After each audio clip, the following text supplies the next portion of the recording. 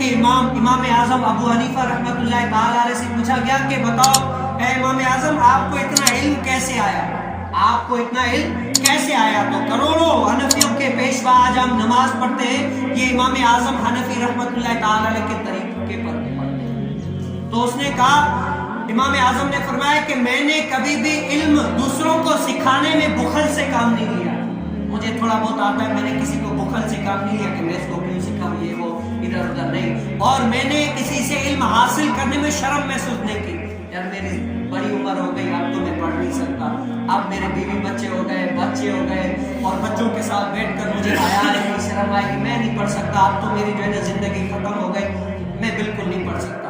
اور یہاں پر حضور علیہ السلام کی تعلیم دیکھیں، حضور علیہ السلام فرماتے ہیں ماں کی گود سے لے کر قبر کے پیٹ تک جو ہے نا تمہارے لیے علم سیکھنے کا ٹائم ہے۔ حضور علیہ السلام کی تعلیم یہ ہے کہ ماں کی گود سے لے کر قبر تک تمہارے لیے علم دین کھلائے حاصل کرو۔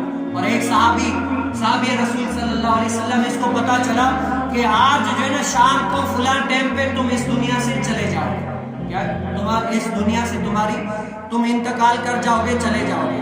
تو وہ حضور علیہ السلام کی بارگاہ میں آیا، یا رسول اللہ مجھے ایسے خبر ملی ہے کہ میں اس فلاں ٹائم پہ چلا جاؤں گا، کوئی ایسا عمل بتائیں جو میں کروں اللہ تعالیٰ مجھے جو ہے نا بخش دے۔ حضور علیہ السلام نے اس نے یہ نہیں فرمایا کہ روزہ رکھو، نماز پڑھو، تہجد پڑھنا، اللہ جل کی عبادت کرو، تسبیحاں پڑھو، یہ وہ نہیں۔ حضور علیہ السلام نے فرمایا جاؤ علم دین حاصل کرو۔ کیا ہے؟ علم دین حاصل کرو۔ اب آپ علم دین، کتنا علم دین ہے کسی کو اندازہ بھی نہیں ہے، سمندر ہے جس سے ہیرے چنے جاتے ہیں، لیکن علم دین اس میں وقت قلیل ہے، پھر بھی حضور علیہ السلام نے فرمایا جاؤ علم دین حاصل کرو۔ اب ہمارے پاس کتنا علم دین ہے؟ جو علم دین حاصل کرتا ہے نا وہ ایسا تو خوش نصیب ہو جاتا ہے، کسی کے ساتھ بیٹھ کر اگر آپ علم دین حاصل کریں گے نا تو آپ ہیرے کی مانند بن جائیں گے۔